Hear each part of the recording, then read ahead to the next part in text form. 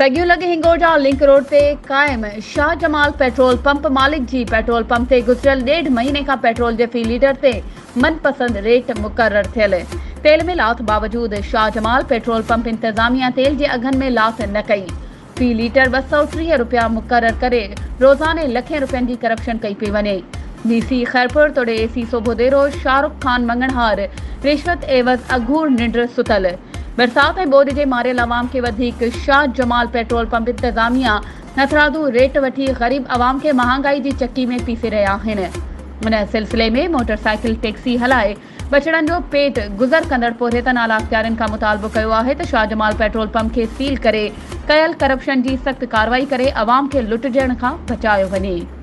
वधीक खबरों नए अपडेट्स के लिए असांजे चैनल के सब्सक्राइब कयो ऐं हाँ बेल आइकन के प्रेस करण न विसारजो त जीअं असांजी हर नई अचण वारी वीडियो तव्हां ताईं पहुची सघे।